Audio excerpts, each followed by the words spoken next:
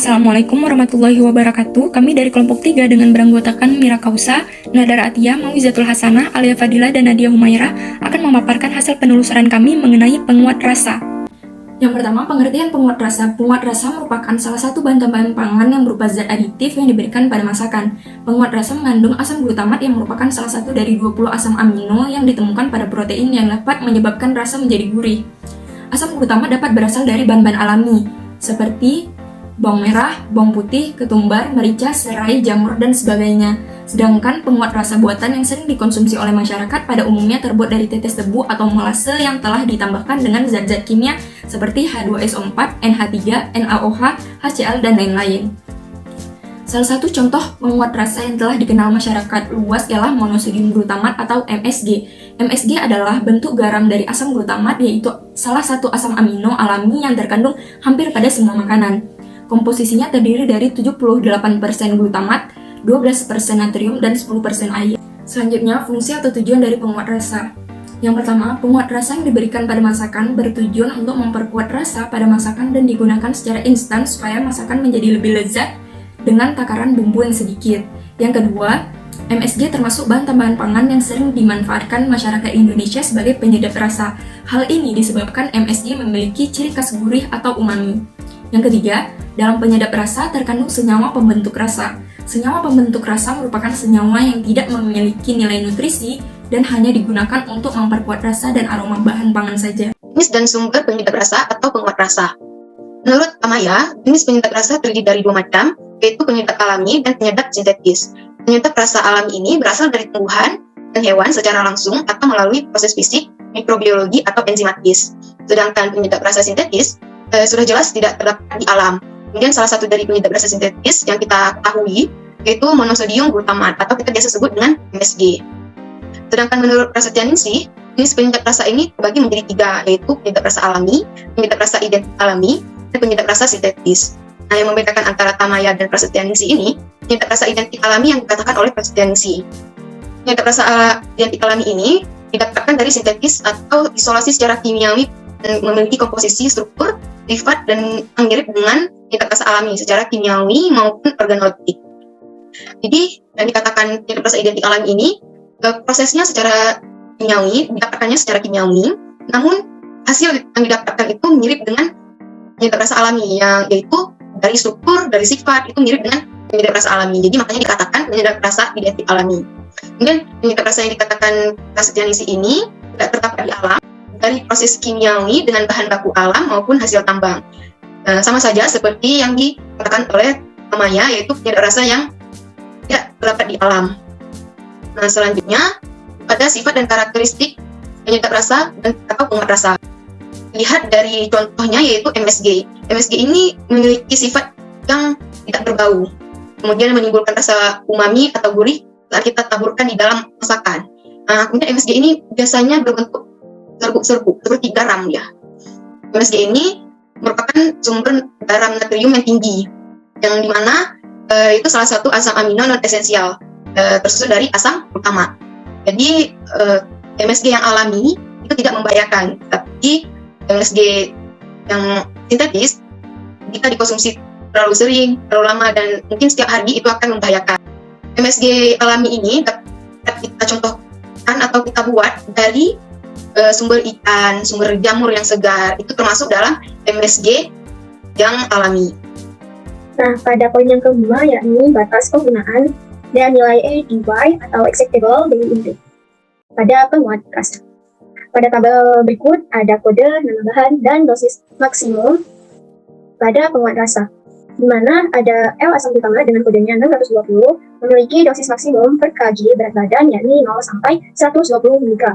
Begitu juga dengan monosodium glutamat atau MSG ini memiliki dosis yang sama dengan L asam glutamat. Dan ada monopotasium glutamat, kalsium dihidrogen di L glutamat, sodium guanyilat, sodium 5 inosida, sodium 5 ribonukleotida, maltol, dan etil maltol dengan dosis maksimum yang telah ditentukan. Pada tabel yang telah dijelaskan ini yang terdapat pada materi, ada salah satunya monosodium glutamat, di mana monosodium glutamat ini akan kita bahas pada poin ini. Nah, sebelum itu perlu diketahui bahwa monosodium glutamat digunakan sebagai penambah rasa dengan tujuan meningkatkan rasa manis dan asin, serta mengurangi rasa asam dan pahit. Penggunaan MSG atau monosodium glutamat dalam makanan telah meningkat drastis akibat dari meningkatnya popularitas makanan cepat saji. Sering kan kita lihat ada makanan dengan dalamnya itu ada bahan monosodium glutamat yang menciptakan rasa umami dan gurih dalam makanan tersebut. Food and Agriculture Organization atau FAO dan World Health Organization atau WHO menetapkan batas maksimum penggunaan monosodium glutamat atau MSG ini sebagai zat penambah rasa pada makanan sesuai Acceptable Daily Intake atau ADY adalah sebesar 0 sampai 120 mg per kilogram berat badan. Nah, Badan Pengawas Obat dan Makanan atau biasa kita sebut BPOM telah mengklasifikasikan bahwa MSG sebagai bahan makanan tambahan penguat rasa apabila dikonsumsi setiap hari dengan jumlah yang wajar, maka tidak akan menimbulkan bahaya terhadap kesehatan.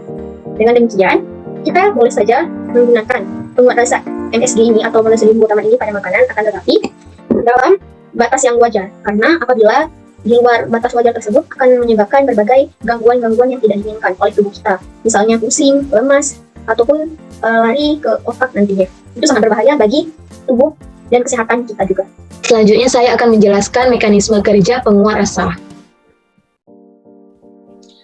Mekanisme kerja MSG melalui proses absorpsi di usus, didistribusikan ke seluruh tubuh dan mengalami proses metabolisme di hepar dan selanjutnya diekresikan melalui feses maupun urin. Ginjal merupakan organ ekresi utama yang sangat penting untuk mengeluarkan sisa-sisa metabolisme tubuh, termasuk zat-zat toksik yang tidak sengaja masuk ke dalam tubuh, dapat menyebabkan efek pada ginjal. Metabolisme glutamat, ginjal yang berlebihan seperti pada asupan MSG, kronis dapat menjadi sumber ROS. Selanjutnya, kontroversi penggunaan penguat rasa. Sebenarnya, kontroversi penggunaan monosodium glutamat atau sering juga disebut MSG telah berlangsung sekitar tahun 1960-an di sebuah restoran Chinese food, di mana sebagian dari kelompok orang yang mengeluh pusing dan muntah setelah makan makanan yang mengandung MSG tersebut.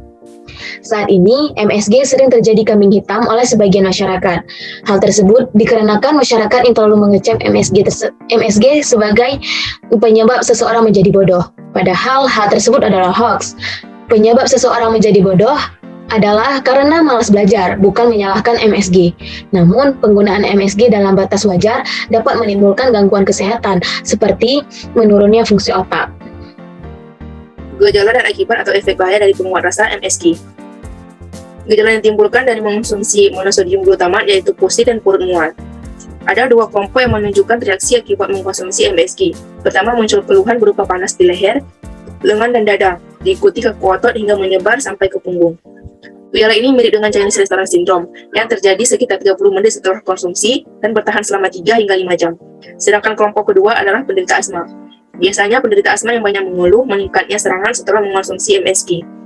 Efek bahaya ditimbulkan setelah mengkonsumsi MSG. Yang pertama, bisa menurunnya fungsi otak.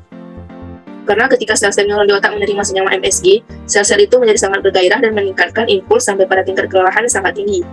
Apabila sel-sel neuron itu mati, maka fungsi otak bisa menurun yang sangat berbahaya bagi perkembangan otak. Yang kedua, bisa menyebabkan hipertensi. Karena di dalam MSG itu mengandung kandungan natrium dan sifat adiktif yang berbahaya. Dan bisa menyebabkan hipertensi. Yang ketiga, obesitas. Obesitas terjadi karena MSG mengganggu hubungan endokrin antara neuropeptida dan leptin serta jaringan lemak. Apabila seseorang sering mengonsumsi MSG, dapat terjadi obesitas. Bahkan ketika seseorang tersebut mengurangi asupan makanan sekalipun. Yang keempat, ada kerusakan retina. Kerusakan retina karena MSG dapat merusak sel-sel saraf pada lapisan dalam retina mata. Yang kelima, diabetes. Karena glutamat melakukan ikatan dengan reseptornya di dalam pankreas. Pankreas akan memproduksi insulin lebih banyak dari biasanya. Dengan dipacunya produk insulin, otomatis penambahan kadar gula dalam darah mengalami peningkatan. Yang keenam, bisa menyebabkan kanker. Karena MSG bersifat mutagenik sehingga berpengaruh pada proses pembelahan sel yang menyebabkan terjadinya kerusakan kromosom yang mengarah ke sel kanker. Kemudian selanjutnya contoh produk yang mengandung MSG. Salah satu produk yang mengandung MSG adalah mie instan. Mie instan memiliki beraneka ragam rasa yang berasal dari bumbunya. Mie instan mengandung berbagai macam zat tambahan untuk memperkaya rasa.